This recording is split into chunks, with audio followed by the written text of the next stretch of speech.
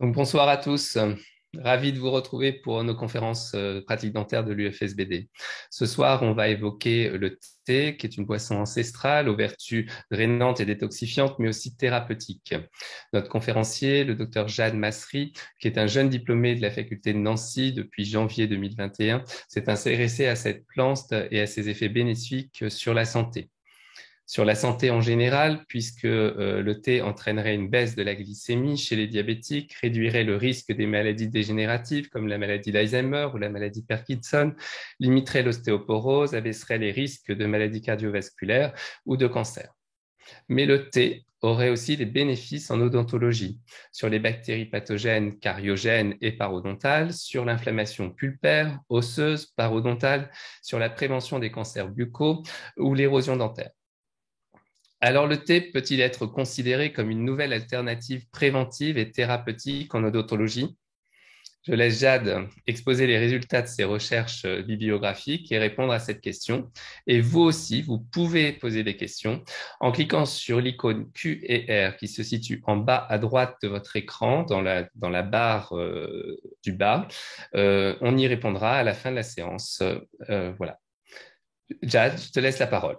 Très bien. Écoute, bonsoir à toutes et à tous. Merci Xavier de m'avoir invité pour cette conférence en ligne de l'UFSBD. Alors, je vais vous présenter cette conférence qui s'intitule Thé et odontologie. Je vais vous présenter, ça va se scinder en 4 parties. Donc, la première partie, je vais parler du thé, ses généralités, puis les répercussions sur le corps humain. Ensuite, on parlera de l'application du thé en dentisterie restauratrice et en endodontie, puis d'application du thé en parodontologie et en pathologie orale. On finira par une petite synthèse bibliographique avec une petite discussion et conclusion. Donc, le thé. Faut savoir que toutes ces recherches que j'ai pu réaliser, ils ont été faits sur le thé avec la même plante qui est le théier, donc de nomenclature botanique Camellia sinensis, à ne pas confondre avec l'arbre à thé, donc le tea tree, qu'on retrouve énormément dans d'autres produits cosmétiques, qui appartient à une autre famille botanique et qui n'a rien à voir avec la famille des camélias. Donc le thé, c'est également une des boissons les plus anciennes de l'humanité et la deuxième boisson la plus bue au monde après l'eau. Et à partir d'une même feuille de thé, on peut obtenir jusqu'à 6 thés différents en fonction des différentes procédures de manufacture et en fonction des pays et de la manufacture en usine. Donc, on peut obtenir du thé vert, du thé blanc, des thés plus fermentés comme le thé noir ou le thé oolong. Le thé oolong, c'est un thé bleu, c'est entre le thé vert et le thé noir, du thé jaune et du thé noir foncé. Donc, il y a différents types de cueillettes dans le thé. Ça varie, les récoltes varient selon les régions, selon le climat et selon la qualité qui est recherchée. Donc, on va avoir différents types de récoltes. On va avoir la récolte la plus impériale, la plus belle, donc c'est le bourgeon terminal, donc c'est le pécoé. Et ce pécoé, il va être souvent suivi de la première feuille, donc on l'appelle P plus 1, donc c'est des thés, on va dire, d'exception, comme des grands crus de thé qu'on peut retrouver. Une récolte des thés de très bonne qualité, on va retrouver donc P plus 2, c'est une très bonne récolte, une cueillette fine, on appelle ça. On va retrouver également P plus 3, donc ça reste un thé de très bonne qualité, puis des thés de moins bonne qualité avec des récoltes P plus 4, P plus 5, qui correspond au bourgeon plus les 4 premières feuilles ou les 5 premières feuilles. Donc maintenant, on va s'intéresser à la composition microbiologique du thé. Donc dans le thé, on va retrouver la famille des alcaloïdes. Donc ce sont des dérivés de la purine. Et dans la purine, on va retrouver du coup la théobromine, la théophylline et la caféine. Il faut savoir que la caféine était en fait exactement la même chose que la théine. Ce sont en fait deux molécules qui ont été découvertes à différents moments. Et quelques années plus tard, on s'est rendu compte que c'était exactement la même molécule, d'où leurs deux appellations différentes. Il faut savoir que la caféine du café, elle va être liée à l'acide chlorogénique, du coup, qui va lui provoquer une diffusion systémique dans le sang beaucoup plus rapide. C'est pour ça qu'on a les effets du café assez rapidement. Alors que la caféine du thé, elle va être liée à soit de la L-théanine, donc c'est un acide aminé propre au thé, ou alors au polyphénol du thé, du coup, ce qui va adoucir ses bienfaits, puis avoir un effet sur le plus long terme. Maintenant, on va retrouver également la famille des polyphénols, donc qui vont représenter la majorité de l'action antioxydante du thé. Et dans la famille des polyphénols, donc on va retrouver donc les flavonoïdes. Dans les flavonoïdes, on va également retrouver les flavonols et les flavanols. Et dans les flavanols, on va retrouver la grande famille des catéchines, c'est celle qui va nous intéresser le plus et qui est le plus simplement, le plus majoritairement représentée. Donc, dans la famille des catéchines, on va retrouver la catéchine, l'épicatéchine galate, l'épigalocatéchine et l'épigalocatéchine galate, qui est le GCG. Et donc, c'est le polyphénol le plus abondant et le plus représenté dans les thés. Sur les thés verts, on compte en moyenne entre 50 et 70% de GCG. Et donc, ça, c'est un tableau très intéressant qui montre en fait la teneur en catéchine, donc en polyphénol du thé et en caféine, qui varie en fait en fonction des différentes parties du thé. On retrouve tout simplement beaucoup plus dans les bourgeons et les premières feuilles de teneur en polyphénol et en caféine que dans les parties, que dans les parties ultérieures. Et donc, par exemple, pourquoi? Parce que simplement, la caféine, c'est, comment dire, il va être sécrété par le théier en guise de défense contre les insectes parasites. Et donc, du coup, c'est pour ça que du coup, les parties les plus vulnérables, comme le bourgeon ou la première feuille, vont en avoir beaucoup plus que les autres feuilles. Et donc, du fait de leur processus de fermentation, en fait, pour les thés fermentés, donc type thé noir ou thé oolong, donc le fameux thé bleu, les catéchines ils vont se transformer en théaflavine et théarubigine.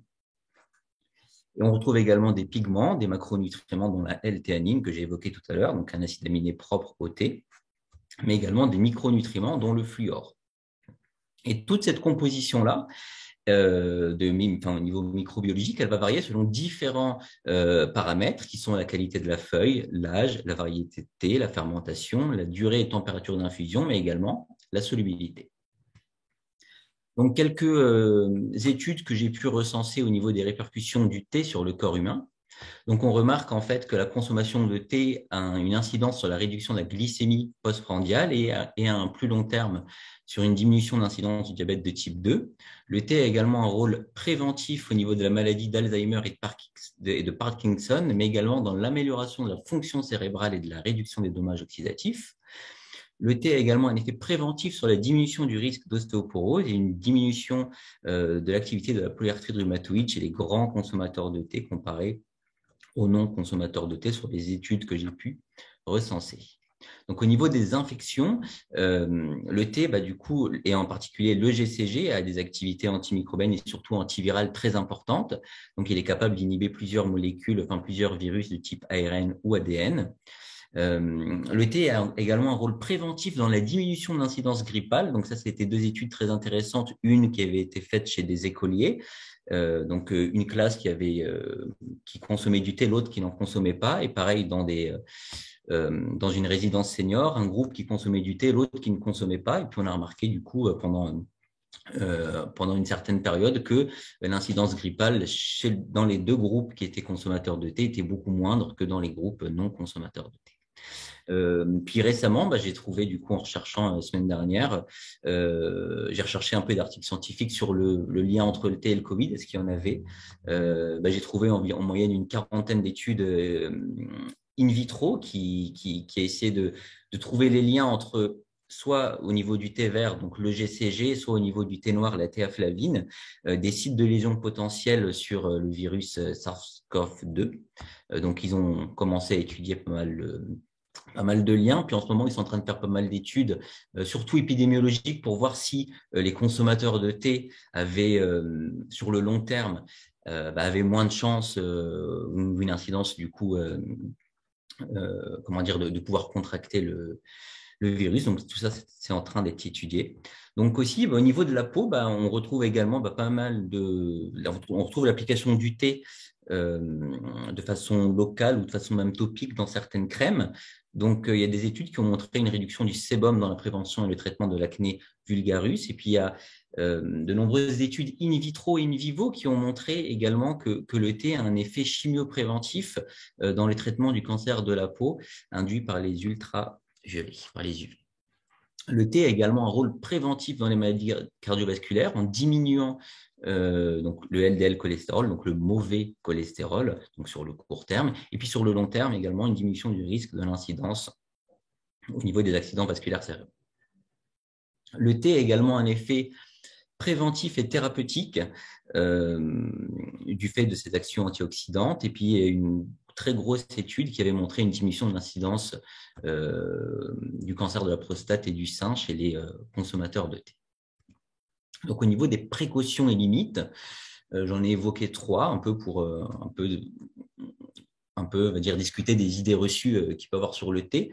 Donc, c'est vrai que le thé, certains polyphénols du thé, ils peuvent se lier aux ions fer non immunoglobuliniques et donc, du coup, potentiellement perturber en fait leur assimilation digestive. C'est pourquoi il est recommandé chez les personnes souffrant d'anémie de décaler la prise de thé, la consommation de thé entre une demi-heure à 1 heure après le repas afin de ne pas diminuer cette absorption.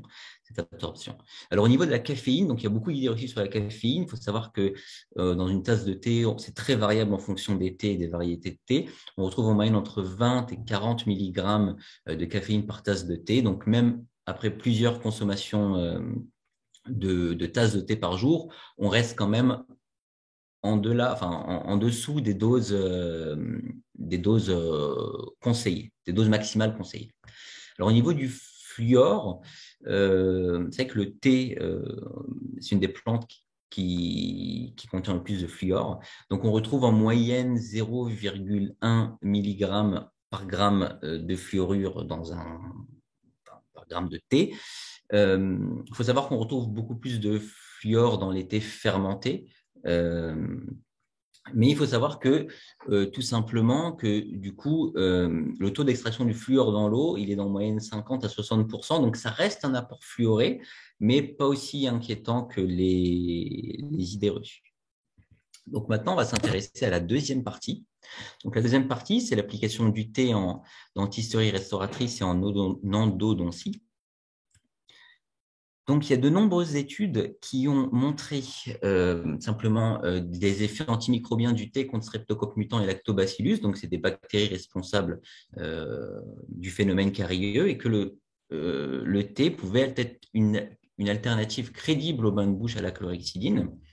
Et donc, il y a un laboratoire qui a développé un dérivé de l'EGCG, donc c'est le GCG-S, stéarate, qui s'est révélé être aussi efficace que la chlorhexidine à 0,1%. Donc, comme le montre ce graphique, qui montre qu'à des concentrations de 250 microgrammes par millilitre, le GCG-S s'est révélé être aussi efficace que la chlorhexidine pour l'inhibition de la formation et du développement de la croissance de Streptocoque mutant. Donc, au niveau de l'érosion dentaire, on sait très bien que les MMP ont un rôle important dans l'évolution dans le développement de l'érosion dentaire. Et il y a de nombreuses études qui ont montré que du coup, le thé, en particulier le GCG, s'est révélé être avoir un effet inhibiteur sur les MMP et donc de ce fait un effet préventif dans l'érosion dentaire, comme le montre ce graphique-là, où en fait sur ce graphique-là, on voit la perte dentaire la perte dentinaire moyenne dans des groupes de dents soumis à des tests d'abrasion et d'érosion. Et en fait, ils ont été testés selon différents dentifrices, donc un dentifrice placebo, un dentifrice à base de fluorure, un dentifrice à base de GCG et 2 à base de chlorhexidine. Et on remarque que du coup, que le dentifrice à base de GCG s'est révélé être aussi efficace que ceux à base de fluorure ou de chlorhexidine au niveau de la perte au niveau de la perte d'érosion dentaire. Donc, il y a également 2 études qui ont montré un effet préventif du thé sur la création d'un environnement alcalin buccal. Alors, au niveau du collage, ce qui est vraiment intéressant, c'est qu'il y a pas mal d'études. Donc, l'application du thé, en particulier de l'EGCG, elle s'est faite sous 2 formes différentes. La première, c'est l'application d'EGCG sur des dentines traitées à l'hypochlorite de sodium, qui ont montré qu'il y avait une augmentation des forces de liaison adhésive des adhésifs et des ciments de scellement canalaire auprès de la dentine radiculaire. Donc, comme on peut le voir sur ce graphique-là, c'est deux adhésifs, un adhésif classique et un adhésif universel, après un protocole d'irrigation endodontique. Ils ont comparé les forces de lésion entre l'adhésif et la dentine, et on remarque que du coup, on a une perte d'en moyenne 30% dans le groupe NaCl-EDTA, et on remarque qu'après l'application du T, dans ce protocole d'irrigation classique, on a des valeurs d'adhésion similaires au groupe témoin, donc améliorées entre l'adhésif et la dentine. Et la deuxième application, c'est l'incorporation de l'EGCG dans des adhésifs qui augmentent les performances biologiques et mécaniques sans altérer les propriétés physico-chimiques. Donc, il y a un laboratoire qui a développé un dérivé de l'EGCG, donc c'est l'EGCG 3M dans des adhésifs. Donc, ce dérivé-là, il a été créé afin d'avoir un effet antimicrobien encore plus puissant et également de la doter de nouvelles fonctionnalités. Et donc, en fait, sur ce graphique-là, ce qu'on peut voir, c'est les effets antimicrobiens de l'adhésif. Ils ont été observés dans un microscope par fluorescence verte. On voit des colonies de streptocoques mutants. Donc, le graphique A, c'est un adhésif classique. Et de B à D, c'est un adhésif incorporé d'EGCG à des concentrations croissantes. Et de E à G, c'est donc un adhésif incorporé d'EGCG 3M à des concentrations croissantes également. Et on remarque en fait que la quantité de bactéries à la surface de l'adhésif incorporé de GCG et de GCG 3M donc diminuait de manière dose dépendante à mesure que la concentration de ces deux molécules augmentait. Donc maintenant, on parle au niveau de l'endodontie. Il y a quelques études qui ont montré que le GCG a un effet antioxydant et anti-inflammatoire sur les cellules pulpaires. Et il y a plusieurs études qui ont montré qu'en fait, le GCG a également un effet antimicrobien et peut-être efficace comme un potentiel irrigant canalaire, mais qui reste, on va dire, bien moins efficace que l'hypochlorite de sodium. Donc, ça peut être potentiellement une alternative, comme le montre ce graphique-là. On voit des racines radiculaires traitées. On voit qu'il reste plus du tout de colonies d'Enterococcus fecalis après application de l'hypochlorite de sodium, alors qu'avec les polyphénols du thé vert, il en reste un peu, mais on a quand même une diminution significative comparée à un groupe témoin d'eau distillée. Donc maintenant, on va parler de la troisième partie, qui est l'application du thé en parodontologie et en pathologie humaine, et en pathologie, buccale. Donc, le thé s'est révélé donc, le thé a montré des effets bénéfiques dans la protection de l'épithélium oral gingival, mais également dans l'atténuation des réponses inflammatoires des parodontes pathogènes buccaux. Le thé s'est révélé, a également montré une activité antimicrobienne sur Fusobacterium nucleatum, qui joue un rôle important dans la création du biofilm sous-gingival, mais également sur Porphyromonas gingivalis, qui est fortement impliqué dans les maladies parodontales, comme le montre ce schéma, où c'est une étude qui s'est intéressée aux effets des polyphénols du thé sur la perte osseuse alvéolaire induite par Porphyromonas gingivalis sur des os mandibulaires de souris reconstitués en 3D. Donc ici, c'est en haut à gauche, c'est un groupe témoin, en bas, c'est un groupe traité au polyphénol. Celui-là, c'est un groupe traité au Porphyromonas gingivalis, et le troisième, c'est Porphyromonas gingivalis, plus l'application de ces polyphénols du thé.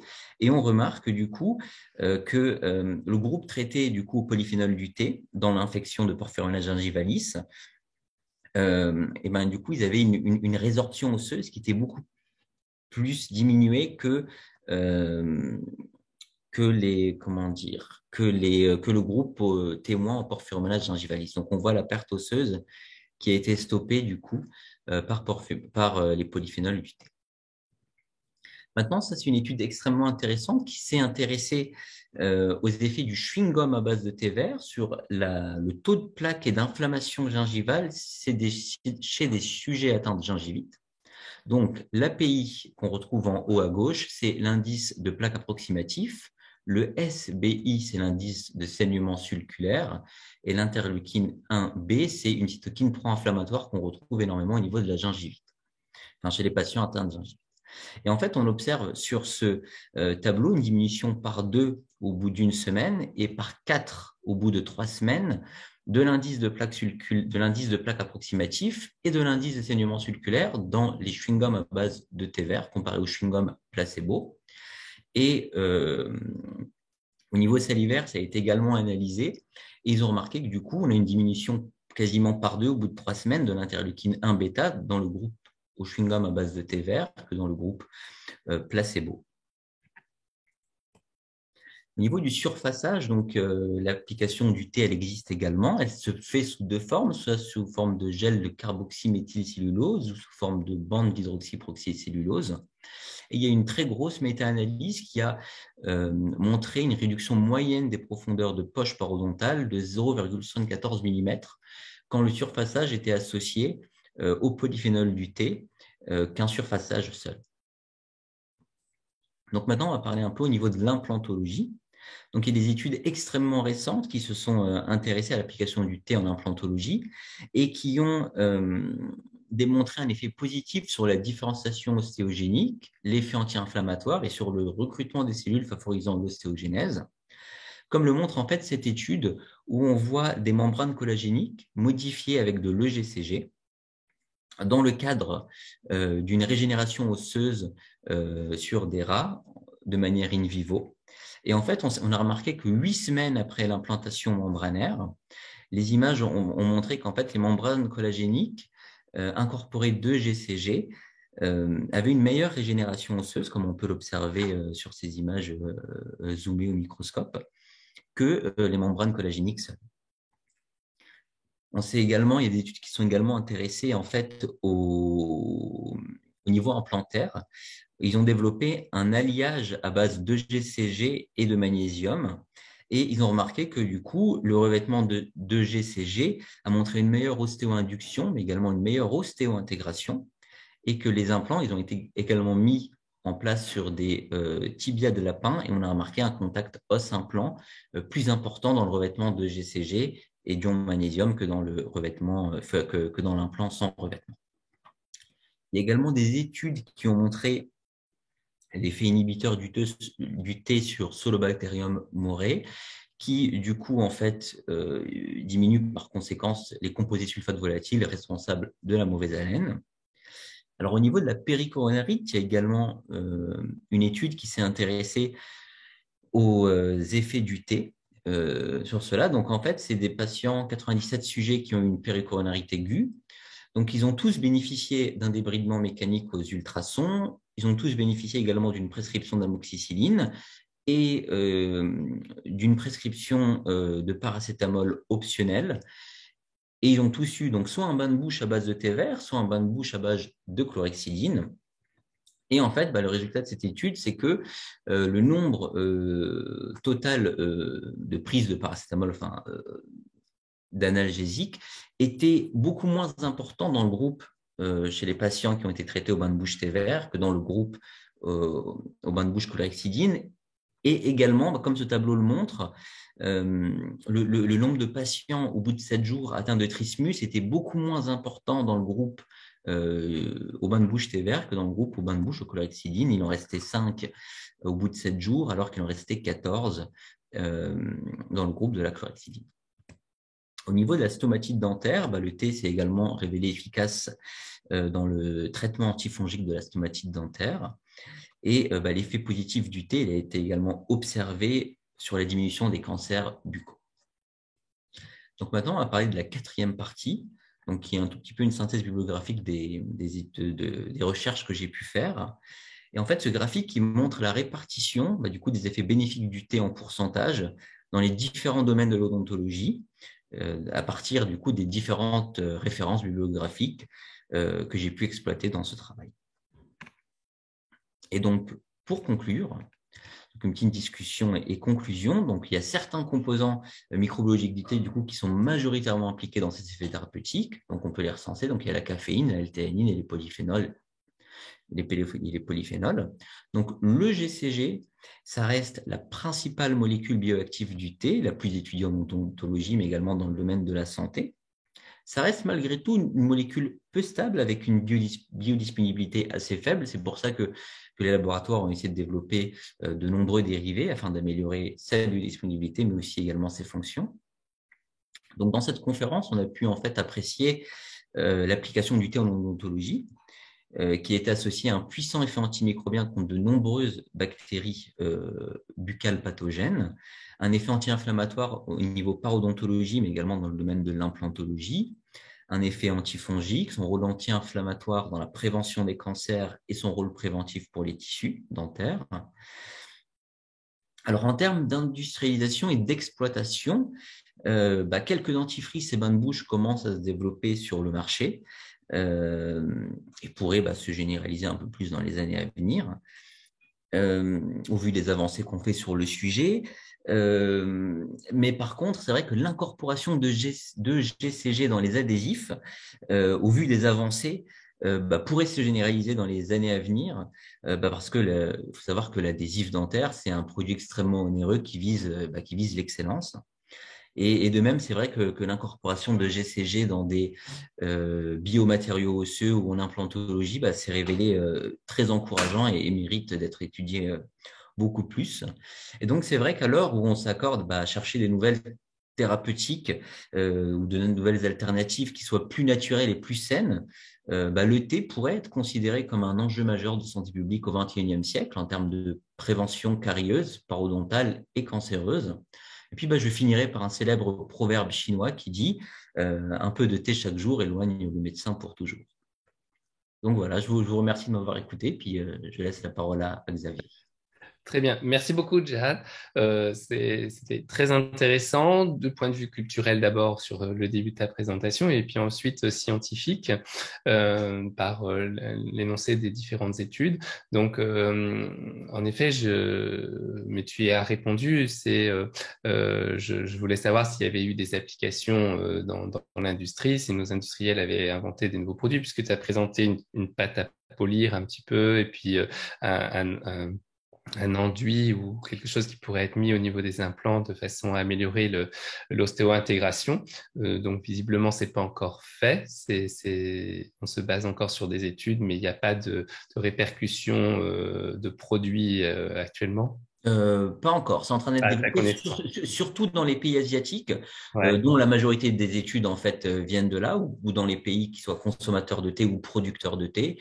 J'ai pas mal d'études, tout ce qui est Asie, Japon, Chine, Inde, Turquie, et donc tout cela développe énormément ces molécules-là, le thé et ses dérivés. Et ça risque, en tout cas, c'est vrai qu'en supermarché, je l'ai retrouvé quand même dans pas mal de dentifrices et dans des bains de bouche. Ouais. Des molécules de GCG. Donc, ça commence à se développer, bien sûr associé aussi avec du fluor pour la majorité des dentifrices. D'accord. Et alors, il y a deux questions qui vont rebondir sur ce que tu viens de dire. C'est quels sont en effet des bains de bouche, des dentifrices qui contiendraient cette ECG? J'en ai trouvé un qui était Listerine, Ouais. qui a développé un nouvel bain de bouche à base de thé vert. Mais le meilleur bain de bouche, ça reste, et c'est vrai que toutes les études, alors, c'est des études qui ont été, donc il y a pas mal d'études qui ont donc isolé la molécule de GCG. Ils l'ont mis dans une solution de bain de bouche. Il y a des études qui ont tout simplement fait infuser du thé, classiquement, et qui ont comparé les études. Par exemple, dans le cas de la péricoronarite, où j'étudie la différence entre le bain de bouche chlorhexidine et le bain de bouche de thé vert, ça a été du thé vert en fait qui a été infusé, et les gens ont fait ce bain de bouche à base de thé vert. Et donc, j'ai envie de dire qu'en moyenne, dans une tasse de thé, on retrouve en moyenne 90 mg de GCG.